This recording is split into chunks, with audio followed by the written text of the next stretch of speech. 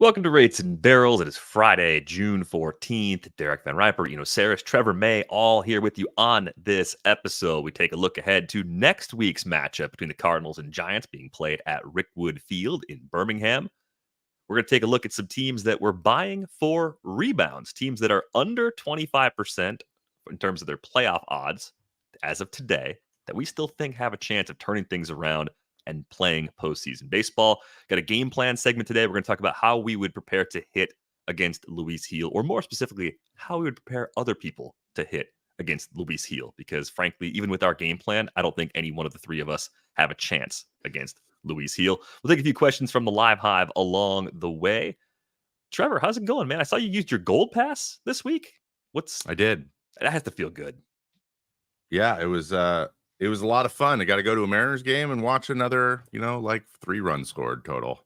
It was fun though. Like a game, we were in line to get in like right at first pitch, and then we didn't get into like the top of the third because that game blew by. It was like 8:00 in the 7th inning. Whoa! But it was a great atmosphere, a lot of fun. And I sat right behind a subscriber to Rates and Barrels. Really? That's awesome. Are you Trevor May? I love your guys' show. So shout out. I actually didn't get his name. It happened very quickly. Then he turned around. He didn't say anything for the rest of the game, but we do appreciate it. Yeah, nice to really appreciated. How you doing today?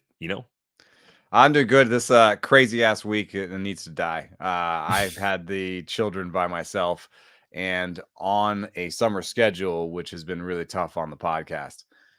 Because I have to drop the kids off and pick them up again and all that camp stuff. And my wife is home. In fact, next week I will be a bachelor. They will be off at baseball camp and I will be all alone at home. So there'll be no problems. So you're going to take naps. Like we're still going to start the show a little later because you're going to sleep in. I'm going to finish The Gentleman. I'm going to finish all the things that I can't watch around the kids. Like what? You got a few seasons of Letterkenny still lined up? Yes, gonna finish Letterkenny. Yeah, that was the best part about playing, watching shows I wanted to watch on the road. That was a big part. Yeah, I'm struggling with that too. Yeah, not enough time. When's your due date? Yeah, congratulations. And when's your due date? It's September 23rd, my birthday. Oh, nice. Which, fun fact, was actually my due date. Wow. So, hey. Yeah, what are the chances of that? That feels like he's probably going to be born on the day. I don't know. Yeah, you'll be sharing some birthdays. That'll be fun. That's awesome. Yeah, congratulations. And it looks like Brian on the Live Hive sent you the link for the London Series button-up that you've been chasing. My guy said I was going to buy one. Couldn't find them online. They were like literally only in that store or whatever. So if I can order one, I'm gonna. Yeah, hard to believe they didn't want to go all out and distribute. We need a onesie now everywhere. Oh, the matching onesie. That would be incredible. Why not? The early Father's Day gift, according to producer Brian. I think that's a good call. Yeah, you should do that. Good, Good. Give yourself something like that. There you go. Yeah, absolutely. Well, if you want to connect with us beyond the stream, you can do that in the Discord. Link for that will be in the show description at the end of this video.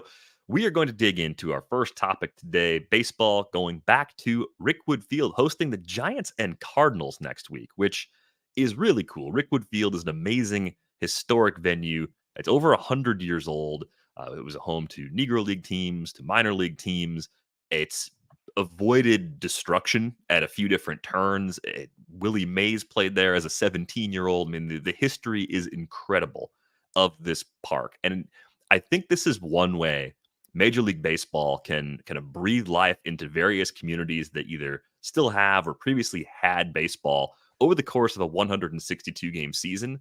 And for me, this is kind of the polar opposite of the London series that we talked about last week, where you take baseball and you bring it abroad, you bring it to a place that don't play a lot of baseball, and you put it in a big stadium, and that's kind of cool in its own regard. But this is special. This is better. This is the way baseball is sort of meant to be elevated, even though you're putting it in some ways on a smaller platform because the stadium is literally smaller. I feel like you're elevating a place that's really important to the game's history. Yeah, it led me down a whole path of American history too, which is kind of cool because for me, Birmingham has been like a few stops on the I-20 as I'm driving from Georgia, where I used to live, to California. I've done that a few times. And so I never thought of it as a really big city, but it used to be just outside the top 10 in terms of population. And what I learned was that limestone, coal, and iron ore are all found around Birmingham. And it's the only place in the world where all three are found. And that's what you need to produce steel. So in fact, it used to rival Pittsburgh, and Rickwood is based on a lot of what you saw in the old field in Pittsburgh. So the designer went to Pittsburgh and checked it out, and went, I think, also to maybe to the Polo Grounds, and then came home and built this thing in Birmingham. At the time, 600,000 people was the peak in the sort of 50s and 60s.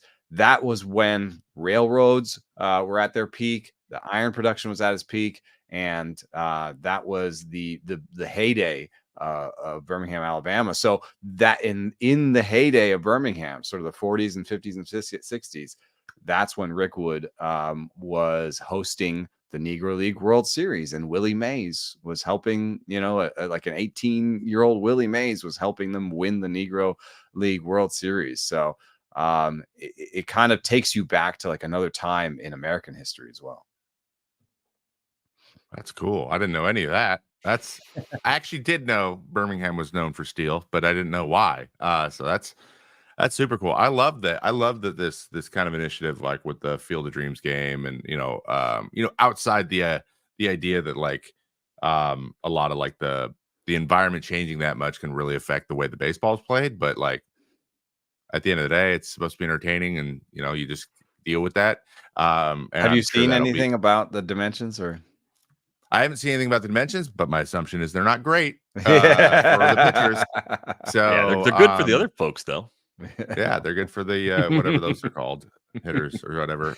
Whatever those guys are. So I think it's great. I just can't wait till they go back to New Britain and check that stadium out, because it's a historical landmark. It should be.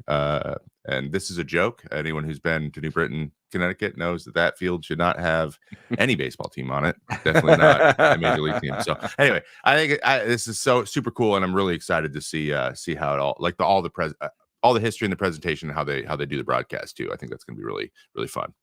Yeah, it was I guess it was a minor league park. It was designed to be a minor league park, and like Dizzy Dean pitched there, and there was an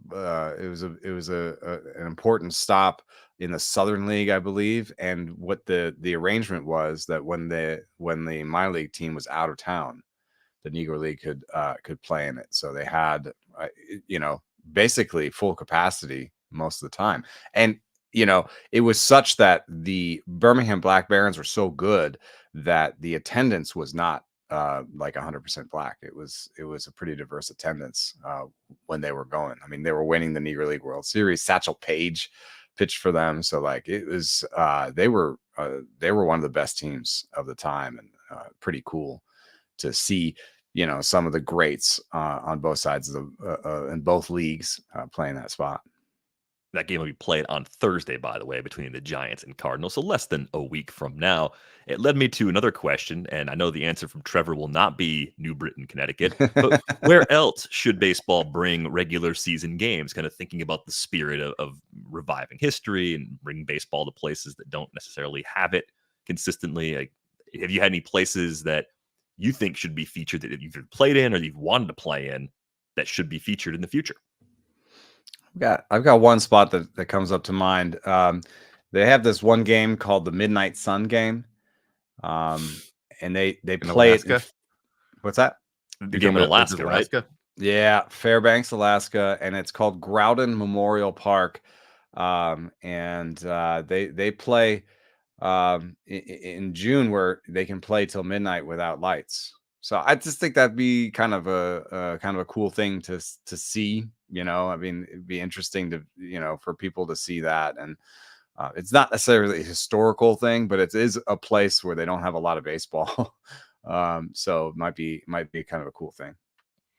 It'd be really cool, again, from a presentation perspective, because the difficulty of getting there would make it more of a spectacle on television too. Yeah, yeah, and I'm sure it's a small park, and then just the novelty of it being in the lights all day. Have you seen the cosmic baseball, which is like the opposite of this? Yeah. They play Yeah. without lights and all neon. That Seems can't like be it'd be good. very hard. I can't imagine baseball is going to go for that. I don't know how they're No. hitting the ball. Yeah, I mean- it looks impossible to me. Well, No, they that have an L seems screen in more- front of the pitcher too, because they can't react, Oh, which yeah. is hilarious. Yeah, you'd have to. That feels like straight out of Banana Ball, though. Like that's where that idea originated. Kind of sprung up from that corner of the baseball universe. But let's kick it over to our next topic. Let's talk about low playoff odds teams that we think are going to heat up for a run. And I know who everybody picked, so I'm going to go to Trevor first, because Trevor's going to make a case for the Giants. I did not expect that. When I woke up today, I did not expect Trevor to say, this is my team. This is the team that's going to get up off the mat. They're going to hang around, maybe even be a playoff team this year. What is your case for the Giants to make a run here in the middle of the summer, Trevor? So there's a few things that I would have looked at, and one of the main, I think, characteristics is, like, I want to see what the run differential is for the year, and they're pretty close. I think they're minus 30 or minus 20, so it's not, or they might even be pretty close to even. And that's a fairly good sign, meaning you're not getting, that means one, either your pitching or hitting isn't getting crushed, isn't the worst, so they're okay. I mean, hitting there is always kind of tough. They're never going to be like the number one producing team in the league, but they've got some guys having pretty good years. They put the bat on the ball. Chapman's hitting pretty well, or it was up until a week ago, when last time I checked in depth on him. And then their bullpen's been solid. The Rogers brothers, are been rock solid. Duvall's thrown well. They have a lot of and then they got Webb is being the ace and staying the ace, and he's your number one guy, so he gets the playoff series. So who's coming back? And they have Cobb waiting in the wings, or not waiting in the wings, but getting close, and then Robbie Ray. And so one of those two guys comes back and throws well and shores up the starting rotation. With Hicks has had a great year, and Webb's thrown really well, and Snell has done absolutely nothing. So all Snell needs to do is have a solid second half too, and a team that's a game over 500 suddenly could be 10 games over 500, which is an automatic wild card spot. Actually, right now they're in the wild card. So for them to be under 20% is a little bit surprising to me, because I feel like they're only going to get more reinforcements, and they can maintain some of the production they've had. They don't need everyone to get way better. They don't need their lineup to suddenly start producing a ton of runs to win more games. They just need their starting pitching to be a little bit better. And they have three very good veteran starting pitchers who have all either won a Cy Young or been very close to winning one at some point. And all we need is we need a solid season on one of them be good, and then that's great, and you got three chances. So I think that's probably going to happen. I got Snell having a huge change going into the second half, because a lot of peripheral stuff points to some small adjustments being a huge difference for him, just throwing breaking balls over the plate, for example. And as soon as he starts doing that, we're going to see old Blake Snell again. So and I think that's going to happen. I think it's going to happen when these guys get healthy. They've got a cool in-house wild card too, in Elliot Ramos. And he's hitting great. He's hitting the ball super, super hard, and kind of has a little bit of that it factor, a little bit of that energy, young energy that they haven't quite had, and so I've wanted that out of Marco Luciano. That's still a possibility. I'm not sure exactly where, because he did not look good at shortstop. And I'm going to have to lose that dream for him, I think, maybe. But there are other places where Luciano can help. So they have some, kind of in-house stuff. And then there was a big piece on The Athletic. I want to see what you think of this, Trevor May. Trade for Mike Trout. Whoa. What? They have the money. They do. They have the need. I don't know. They can't seem to land the big free agents. So yeah. They can't. And I'll be honest. If I am a owner or a GM of a team, Art Moreno is a mark for me. I am putting him in the crosshairs, saying I am going to get you to eat half of this contract somehow, and make you think that the three relief pitchers I give you for him are going to be, because he loves relievers. I don't know why he does. It's the only thing he wants to sign ever. So yeah, if you can get Mike Trout, especially at like whatever's perceived as a discount, like that could be just huge. That would make me really excited. I would love for Mike Trout to go to another team. I want to see him in meaningful baseball. I'm surprised looking at the Giants.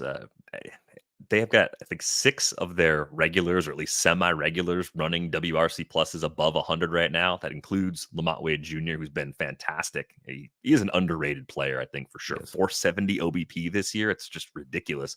Mentioned Ramos. Patrick Bailey's taken a step forward with the bat. We know he's a great defender behind the plate, but he's adding like a foundation that to his game. Sure. Yeah, he looks like a key piece for them for the next several years. Conforto's been pretty good. Chapman's at least provided some power and been a tick above league average. And Mike Yastrzemski's been league average as well. And then you still have Jorge Soler, who could start getting to that power more consistently. That wouldn't be a big surprise. And a few bench guys and a Tyro Estrada that could be a little bit better. So, yeah, I'm starting to see it as far as like a team that's a little more plucky than they're probably given credit for with the way they're built right now. And I think Robbie Ray is a little bit of a forgotten piece on that roster since they traded for him while he was hurt. Giants fans haven't had a chance to see Robbie Ray yet, and he can be an impact starter. So pretty interesting call there. Enough to wonder what'll happen in that starting rotation when everyone's healthy, because Cobb is getting close to rehab. I think Ray is on rehab. And it's easy to say, well, you can option Keaton Wynn. But even if you've got Ray, Cobb, Snell, Hicks, Harrison, and Webb, you've got 6 legit options. But I think with Hicks kind of leading into some territory he hasn't really gone into in terms of innings, I think you might make him sort of a bridge guy. I don't know.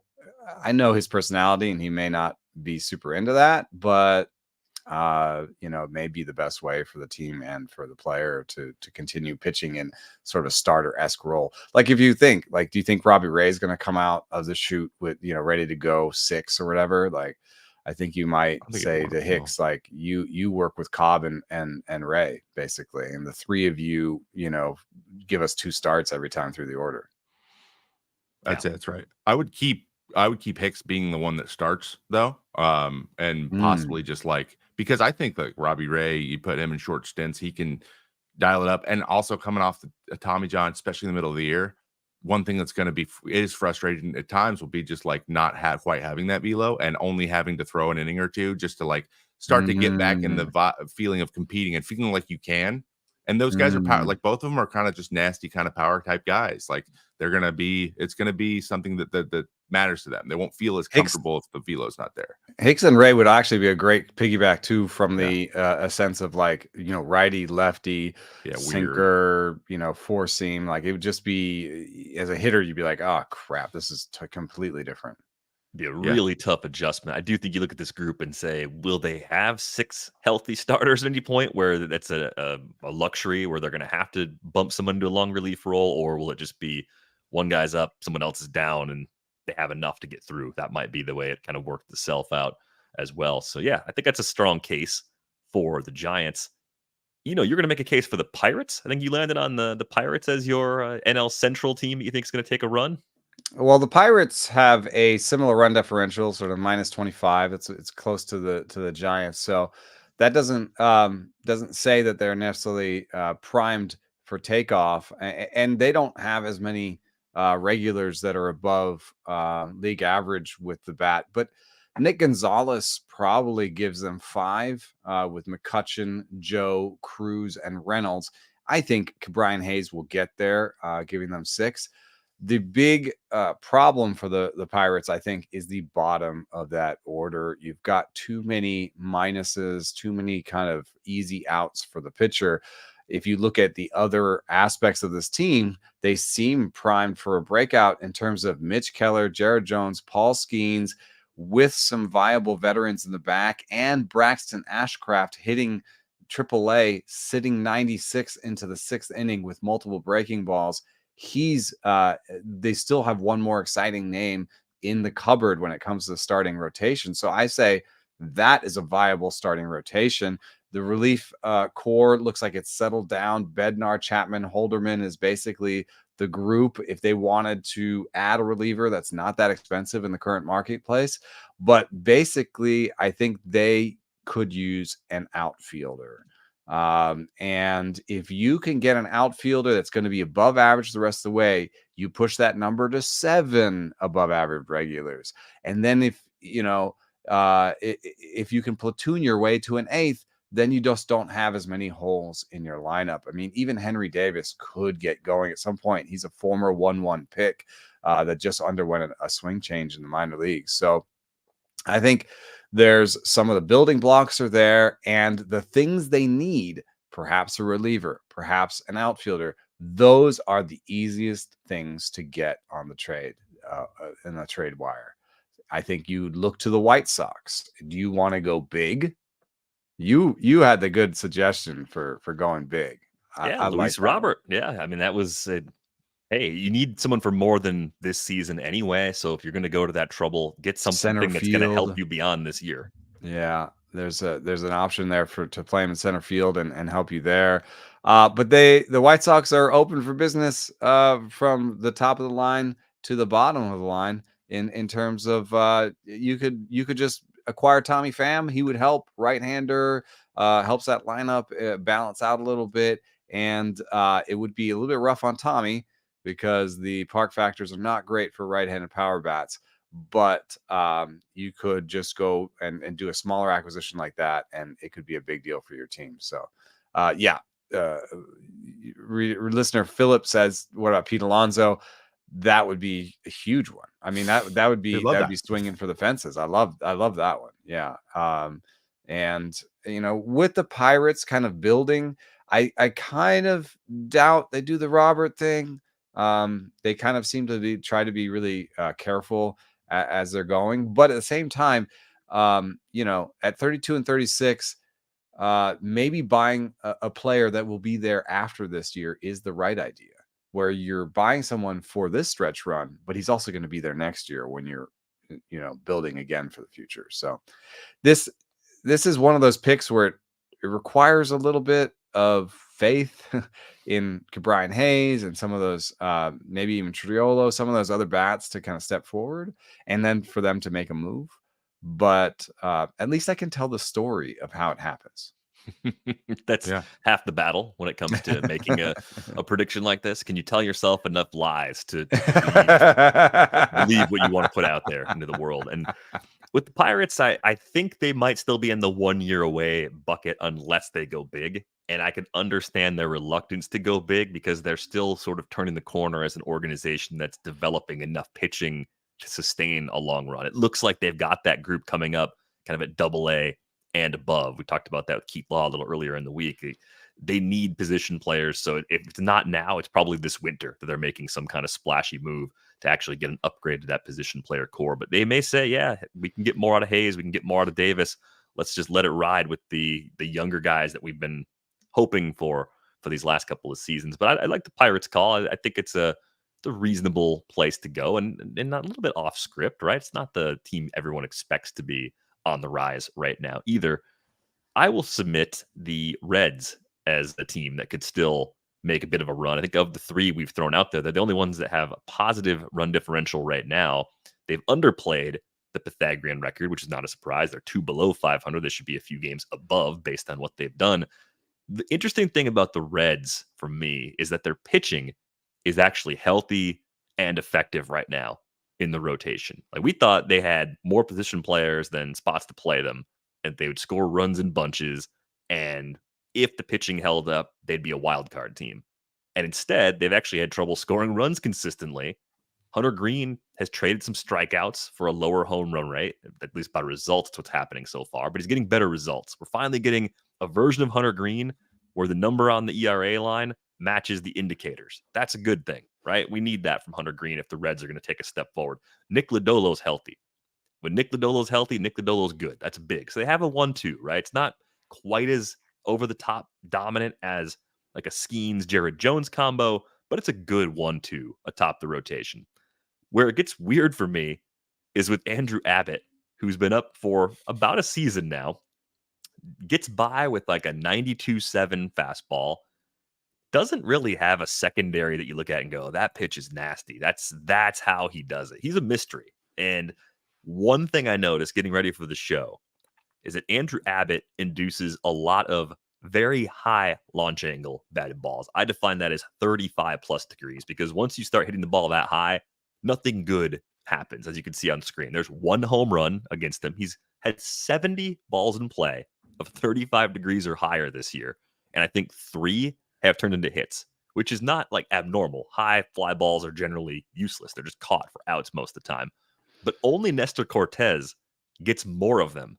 And I think when we start to try and figure out, like, how exactly does Andrew Abbott get away with this with a low strikeout rate? He missed a ton of bats in the minors. Doesn't look like he's going to miss anywhere near as many bats as a big leaguer. I think that's at least part of the explanation. Something happening on balls in play that might be more repeatable than people give it credit for, even if it's not the first skill or first thing we're looking at when we're trying to decide, like, hey, is this guy actually good? It's still an open question, but to me, it's an explanation of how he's beating the ERA indicators in that park by as much as he has for this first year of his career.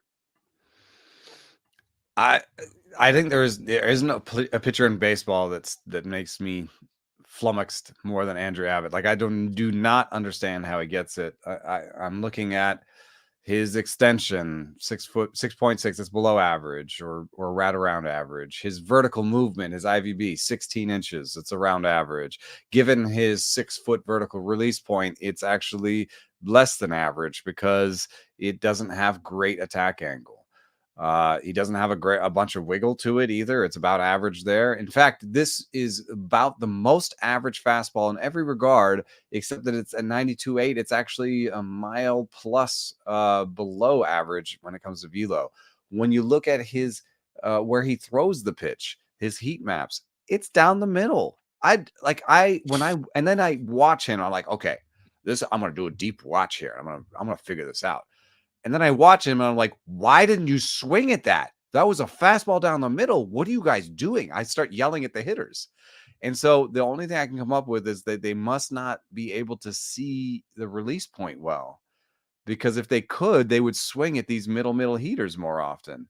And I don't know what it is. They maybe when they do end up swinging, they end up swinging at higher fastballs, and that produces those 37-degree launch angles or whatever. But there's something about him. And I asked a bunch of Giants hitters about him, and I mean, I'm trying not to go there. Of course, like, someone who makes my models look stupid and makes all this like talk of pitch movement look a little silly because he does not have great movement on any of his pitches. Of course, I could get angry at him as thinking right center things here, but I there's got to be something there. I asked a bunch of hitters, and they said, "Well, he's got pretty good command of 3 pitches," and I'm like, "That's you didn't." I expected you to be like explanation. I can't see it, right. But maybe they wouldn't tell me that. They'll never admit that. I'm looking here, and there's something interesting. This is just a theory. He does so in terms of hand position. So on release, he's really behind the ball. So he actually he has a release point hand position wise that would say that he would have high ride and a lot of like a 12-6 curveball with a high ride fastball or something. That's what it would look like. And then he doesn't. So basically all of his pitches are below average and vertical, except his fastball is about average, like you mentioned, but his curveball doesn't break as much as most curveballs. So people think he's going to be a vertical guy and he's just not as vertical. Well, or even they think he's a vertical guy, so they assume he's going to have depth on his breaking pitches. He has no depth, so they're swinging under and they're popping them up.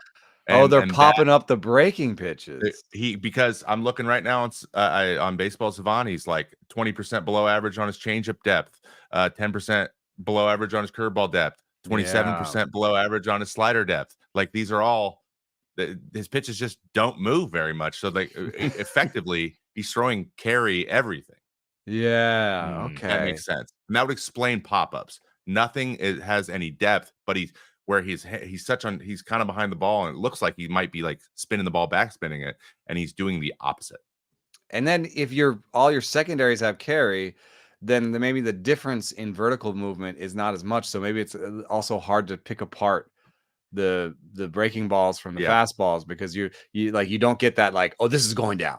Yeah, You know, exactly. like Now to explain the middle's getting popped up all the time. They think it's going to be lower than it is. Yeah.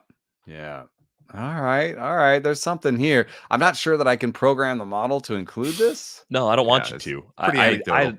I like this. I like this. This is Lodem. This is breaking the model. This is it works. We kind of think we have an idea why it works. We don't know how long it's going to work. We don't think Yeah. anyone else should try to do what he's doing, but it works for him, and that's okay. And if you want to just say Andrew Abbott went to Hogwarts, I don't get it.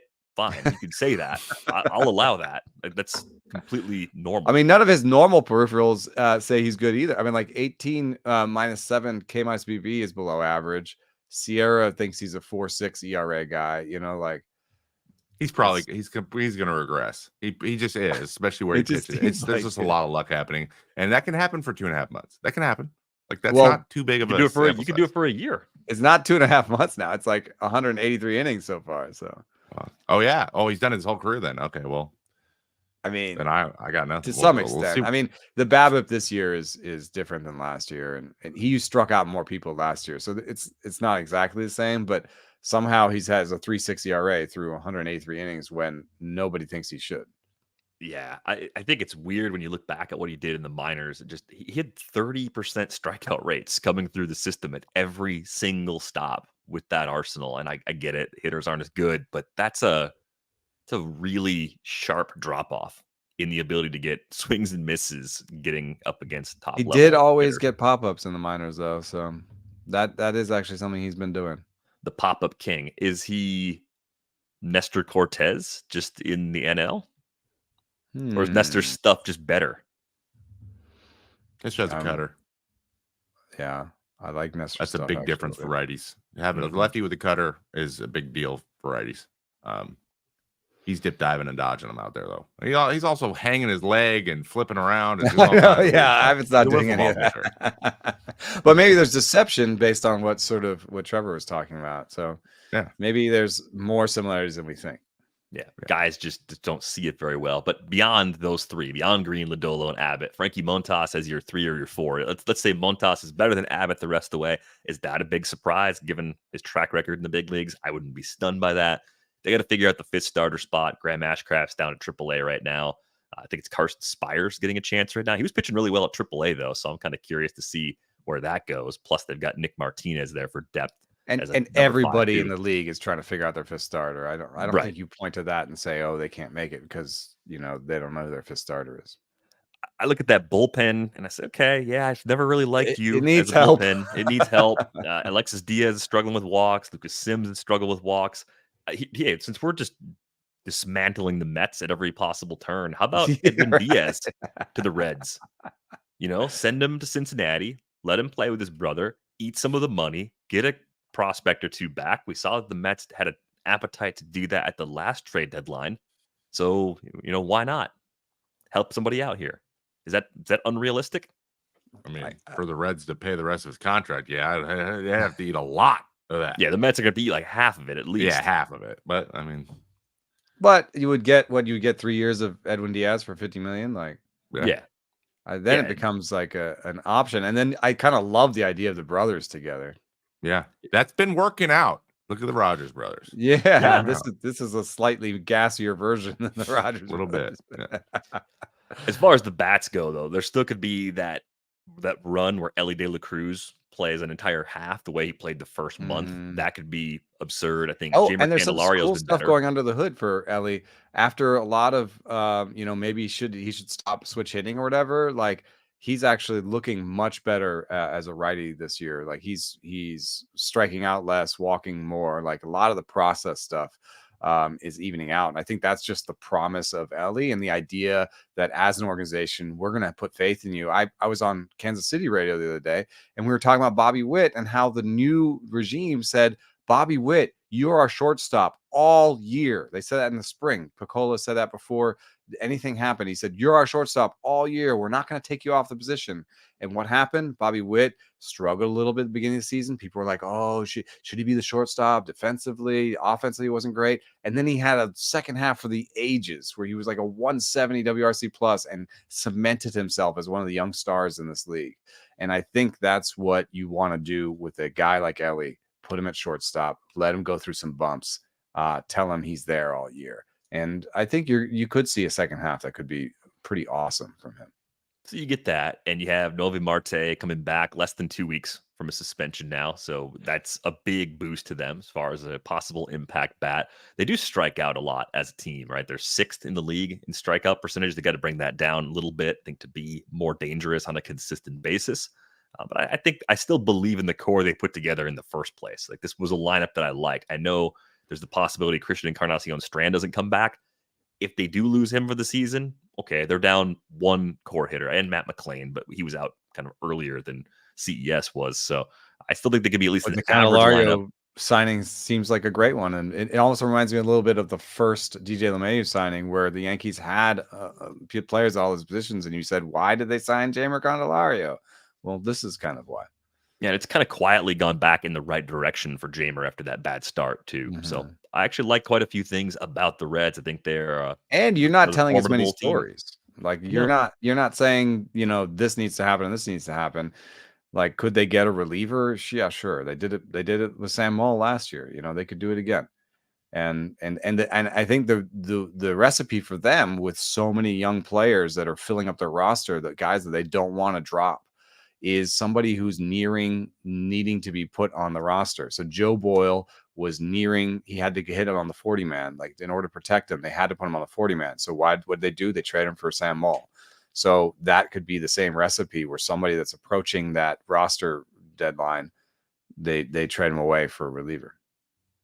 Yeah, I think they'll do something at the deadline. They're good enough to make a move or two and add to the roster as well. Probably in the bullpen first. We'll see if they get anything else beyond that. Let's move on to our game plan.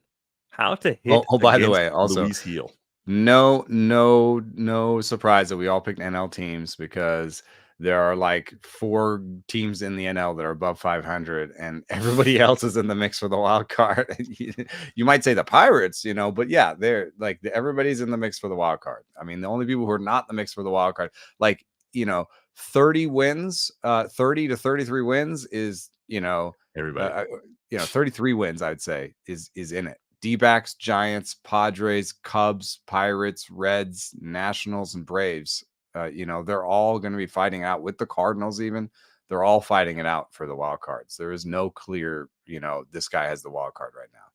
Yeah, I mean, if the Nationals want to get crazy and bring up James Wood and do some things like that, I could try to make one of those stretch cases for them. If they don't do that, I think they kind of fade over the next couple of months, but they could be a bit of a pain for the teams that are stronger contenders at this point. The AL side, I thought someone might try to make a case for the Rays potentially, but generally those lower odds teams, they do look like they're staying down. Boston maybe was one that kind of you could look at. Boston or Toronto, like chance. There's a chance there. Yeah, there's always a chance there with them.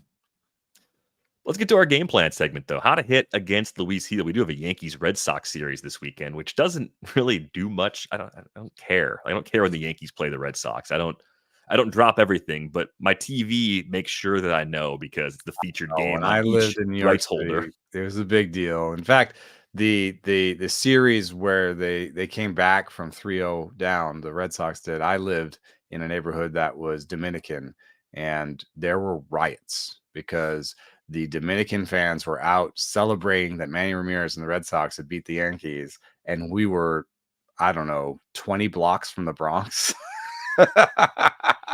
So there were helicopters and there was violence. So yes, Red Sox Yankees can still bring it. Sounds like a party, regionally at least. Well, so Luis Gil is interesting for a few reasons. I mean, Trevor, you've gone through it before, but are there post-surgery milestones your first full year back that you're kind of dealing with as you hit various points in the season where you either worry less or you may think more about the health of your arm as you're trying to work through that first healthy season again? Because Gil is going to pile up a lot of innings coming off of Tommy John surgery this year, if he sticks in this rotation, and by all accounts, he's a permanent fixture in this rotation because he deserves to be. A lot of it has to do with like suddenly if you feel like your stuff is where you want it to be and you feel like confident in your stuff, worrying about the injury or being injured or if you're going to get injured again or what the injury means, it kind of just goes away. You just like, I had a surgery, and it's a surgery that it happened so long ago too that if you're not feeling anything in your arm, then it's out of mind quick. For me, it was tough to get my velo back, and I was also being kind of like couldn't figure out if I was starting or relieving or whatever. And I had a little bit of the old robotitis coming back from Tommy John. A lot of guys try to clean up their mechanics, and then you look like you're rigid and you're trying to be really fine. And that's not really an issue much anymore either. I think the young guys, the protocols and stuff, you come back and you build explosiveness earlier and faster. So I mean, he looks really confident, and if he's confident, I doubt he's even thinking about the injury at all at this point. But it will come down to how many innings can he throw. You don't want to be stupid, but he's obviously, needs to be around. He's 75 innings right now. He's still got a good chunk. Do you remember any extra fatigue near the end of your comeback season? So that was the interesting thing is like I came back in like June. So I only played like the last 3.5 months. And honestly, arm wise, I felt like I was just getting going. So I wasn't really dealing with it, but I was also a reliever. It's a little bit different that way. And I wasn't being thrown every single day either. We weren't competing. I wasn't on a team like he's on. And so that will change things as well. I could be a little bit more on the schedule, but I remember feeling like I was starting to finally really get stronger. My velo was continuing to go up. I remember my last outing was like the hardest I threw all year. So I was like, this is great. This is a great way to end. So I think you want to avoid, you got to pay attention to how his stuff starts to diminish over time and to tell you for fatigue, because I think he's going to feel fine in his brain. And you're just going to have to be like, all right, yeah, look, you're losing a little bit of ride, or your velo's gone down 1 mile an hour in the last month or so. So let's start tapering it down. And they'll just probably hope that doesn't really manifest too much. And that, at least in playoffs, you at least have him as a guy who can throw couple innings out of the bullpen or something, because he's got that kind of stuff too. Yeah, I think we might be in a little bit of a transition moment in the big leagues where I know that teams will say things like publicly. They'll say, "Oh, we don't have an innings number in mind. We are going to be tracking all of his advanced stats," and we even have Josh Kalk, who from the Twins, had a piece that was public that was like 10 years ago that was an injury finder, and basically what it found was if you start having an erratic release point, so like release point differential, and if you start losing the strike zone, I think that's a little bit secondary. That's like, I'm losing my stuff, I don't have the confidence, I'm not, but maybe there's maybe it's just like you can't put it in the zone as often, maybe there's a physical component to it. But what they found was like zone, velo, and release point, that you could actually sort of track those and find fatigue and find it before injury, or find injury before it happens. And so that's the sort of idea that like teams are talking about. Oh, we're just going to track all his fatigue. We're going to track all the secondary stuff. We're going to track his catapult. We're going to track, we're going to track all his stuff that's coming in, and we'll make a decision as it comes through. But I also know that internally, when teams are discussing players like Paul Skeens and Jared Jones and Luis Gil, and when they're trying to plan the season, they have to use a number, because the way you think about your season is, do we have X amount of innings from our starting pitchers? How many do you think we're getting from each? When are we getting them? If we have Walker Buehler coming back and we think we only have 120 innings, when do we want those 120 innings? Do we want to soft launch him basically and have him in the minors and just really, stretch out spring training so that we have Walker Buehler in October? Yes, we want to do that. When do we debut Paul Skeens if we think we only have 130 innings? So they still have to think about things in these old school binary terms. They still have to think about how many innings do we have from this guy in some meeting. Some meeting somewhere, they put a number out. As soon as you put that number out, it lives. Yeah. So, 130, I think, lives somewhere for Paul Skeens. That means he has 70 more innings. That's something they have to manage. And then even if you're saying, no, well, maybe we can go past it, you have to make the case for going past it. Oh, he's still throwing 100. Nothing's going wrong. His release point's fine. So like I think with Gil there's probably a number that someone has said somewhere. They won't want to admit to it publicly, and I don't know what that number is, but he's got to be approaching it sometime. And so I don't know. It may not matter. But I also wonder if the league is ever going to be like, nope, it's fine. Everything's fine. Everything looks fine in the biomechanics. We're just going to keep going. Garrett Crochet is in uncharted territory and on the trade block at the same time. So you're going to see some teams say, I don't care. We're going to trade for him, and we're just going to pitch him the rest of the season. Yeah, and I think we looked back at like 2021 as the previous high water mark for Luis Gil's innings in a season. So even if you just use that and build off of that instead of building off of the 0 essentially from the absence through 4 innings at Tampa, you usually don't. Year. I think you usually build off of like previous highs. You're still pretty good for another 75 plus innings, and they've talked about using different factors for deciding when they would possibly get away from him. I'm sure closer to the All-Star break, they'll skip this turn and do a couple things like that, but it's been excellent so far. It's been a 3-pitch mix, 4-seamer averaging 97, a change at 91, a slider at 87. Lefties mostly just see the 4-seamer and the change. Righties get all 3 of those pitches.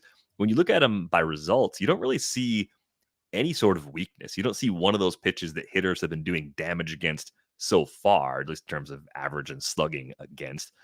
So I'm curious, if we're in the meeting this afternoon talking to Red Sox hitters, what's your game plan? What are you putting out there for the hitters to try and do against Gil? Well, one thing that I did was look at different heat maps for where he throws it and where the contact rates are good. So if you look here at a slider heat map, this is a slider. He throws it either off of the outside corner to righties. That's the swing strike run, or he throws one kind of middle and away from them. That's the kind of I need a strike right now. It's like a 2-0 slider or something, right? Well, you look at the contact rates. The contact rates are not that good on the slider. Low and away, they're terrible. It's all blue.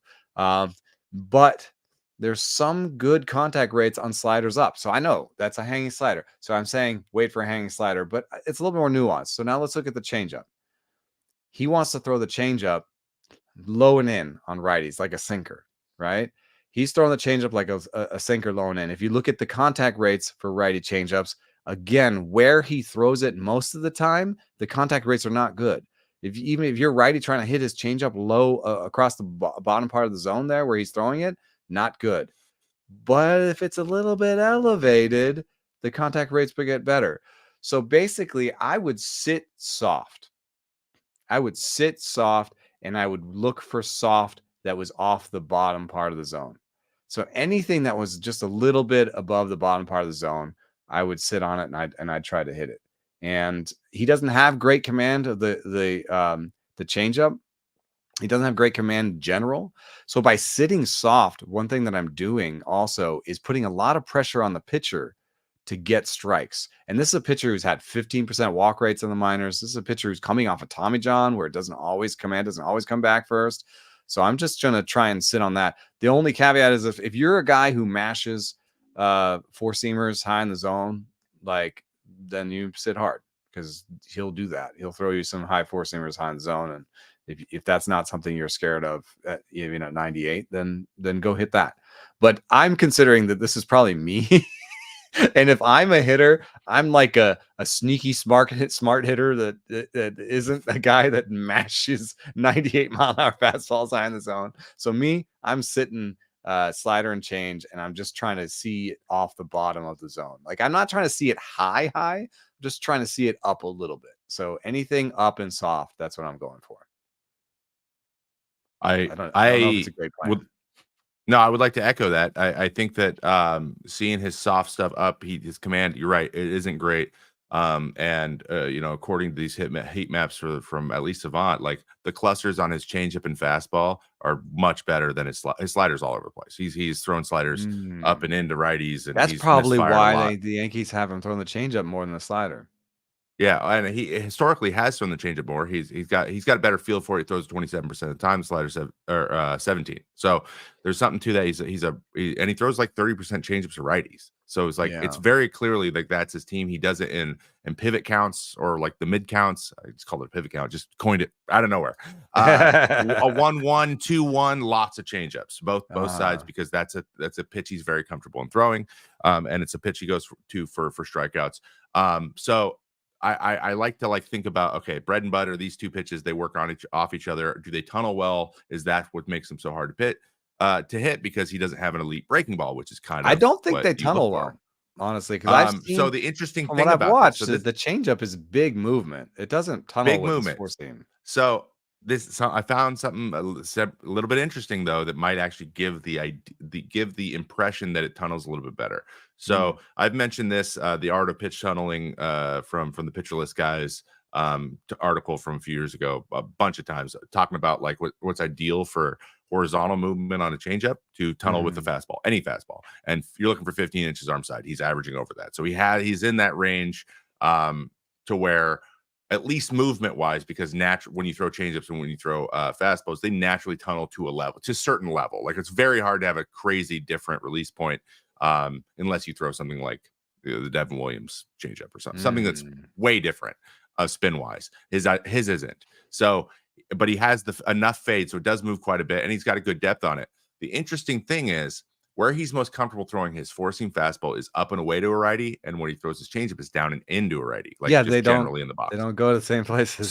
So they don't go to the same places, but you can create with the kind of the way his fastball works. He sometimes has this natural cut, kind of like Strider has. When he goes up and away to righties, he can get a little bit more of that supinated cut. So he's getting this angle. So I'm like, okay, what's his horizontal approach? I'm like, how's he approaching the plate? He is way over on the third base side. So he's creating this angle from inside to a righty, up and away to a righty. So if you throw from there and throw the changeup down, now you have more. If you get that angle going away from a righty slightly, you're getting a little bit more of almost like a two-plane tunnel, just a little bit, not perfect, but just enough to where if you throw 98, you throw 91. You basically throw the changeup like it's going to be high and away, but it has so much movement. It fades down to down and in. And so he's created that diagonal angle with those, and now you have something that's like tunneling without it being. The spin axis is similar.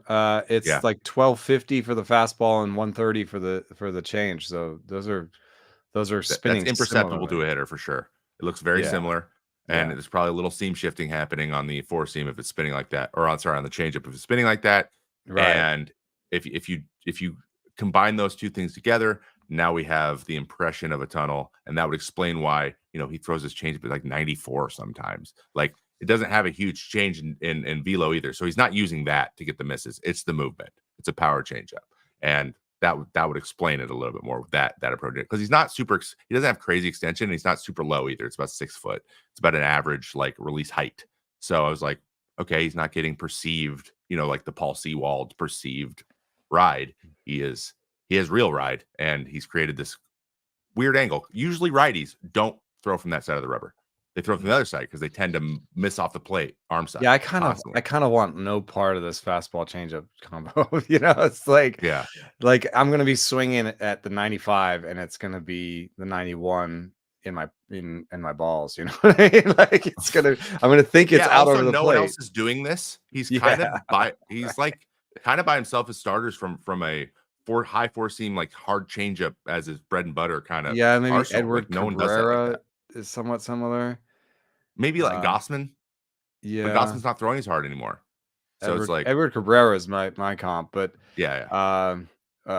by sitting slider, what I could do is on 2 strike counts at least just maybe fight off the fastball, and then I am sitting on the pitch that he commands the worst. So yeah, exactly, and the slider. So I'm seeing the soft up. He might hang a slider. He hangs sliders a lot. Yeah, and even the changeup, I've seen him.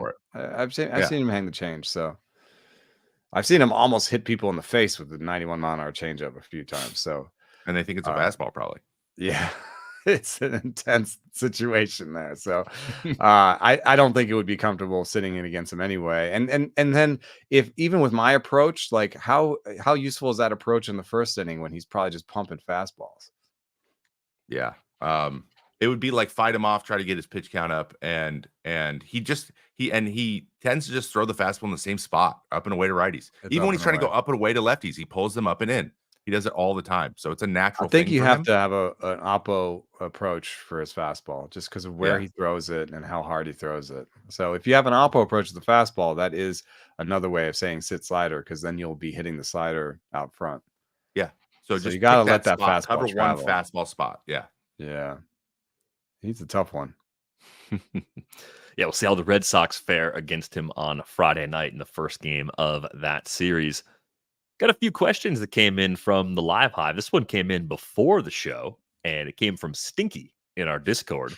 Stinky wants to know, what are the intangible aspects of playing 162 games that fans don't think about regularly, and how does it affect performance? An example, I've been out on the road for a week. I can't wait to sleep in my own bed or hang out with my partner, kids, dog, and go to the grocery store because all my food went bad while I was gone. Flip side, being on the road away from that and more in a team environment can be winning a couple games early, partying in the city, or losing and then being more focused on baseball. So how does home versus away kind of impact focus, and how does that fluctuate around team performance, Trevor? Oh, that's a really interesting question, and there's a lot of different versions of this. Like playing in New York, for example, there's a lot that goes along with that. There's just always going to be someone in your way when you're trying to get somewhere. So like sometimes you're just like, man, I don't want to sit in traffic anymore. I want a week away from traffic. I want a week away from, waiting for the elevator for 25 minutes. You guys have so many media people too. Yeah, it's just like there's just a lot. I'm a person who likes to go to retreat in my own little room sometimes, and that place was tough to get any quiet anywhere at any point. So that could filter in, depends on the type of guy you are. Another thing, and especially in New York, this is an interesting thing. A lot of the guys from Latin America have like extended family that live there, like a lot. This is very, very common, and sometimes a lot of Latin guys have extended family that live with them. Like their parents will come live with them during the season, which makes a lot of sense, especially from Dominican Republic, or they're trying to live over here. They live in Miami, and they just you take care of your family. And so you can go from having a lot of people in your house to being a little bit on your own, and you're sleeping better on the road because you're the kids aren't with you. You got young children. But my wife is one of 5, and so she's grown up being used to hubbub. But as soon as there's more hubbub in the house, there's more family in the house, she actually sort of perks up. Exactly, it could be inverse too. I'm like, there's too much going on. Why are there so many people in here? Why are the dogs out there? I gotta get out of here. Yeah. So like those type of things, like you could either look really forward to a road trip, or you could be like, I really like to hang out with, your hometown or whatever. You just want to be in your hometown. You're happy you're there. And so that varies pretty wildly. But when you're on the road, for the most part, you don't really have a lot of those responsibilities, those things, those ancillary things outside of the game kind of are over there just for now. And you can focus a little bit more on what you need to do. When you're back in the hotel room and you can like break down your bats or something. So, and you have fewer media, again, the media part, fewer media on the road. So there's just there's a lot of that. And some guys like to hang out the teammates more often. And that's where you get to do it, because you're just down the hall. So you hang out in guys' rooms more on the road, but vice versa could be the road. Everyone's got families, everyone's got small children, they miss them, and then that team if you have more of those on your team, then it's the opposite. So like the average age of the team matters. Average age of you guys have kids make a huge difference. We saw this a little bit with the Warriors. So the Warriors all got kids, and they all got older, and like Clay was the only one who didn't. And so like there was like kind of like a little bit of a split there, and Durant came in and was like, I want to party, and they were kind of like, Steph's like, I got 3 kids, and like whatever, so it's like not different. Different lifestyles. I think that's interesting. Here's a thing I want to still write about someday, but in the modern age, I think fewer people drink in baseball, because we know more about what the impact is on sleep and recovery. We've talked about this a lot. And so that was one avenue for team building. There was one question in there, part of that question that was like, going out with teammates on the road. Is there less of that in today's game? Is there less of fewer of these sort of team building exercises where you go out and get raucously drunk and ride the bull, or do whatever it is? Cincinnati has the bull, like the different things that people do. is there less of that? There is a market. Yes, there's a lot less of that, which I think overall is a great thing, because frankly, that was the biggest way. Players need to unwind. You need to unwind when you're a professional athlete in general. And for the longest time, drinking was the way you did it.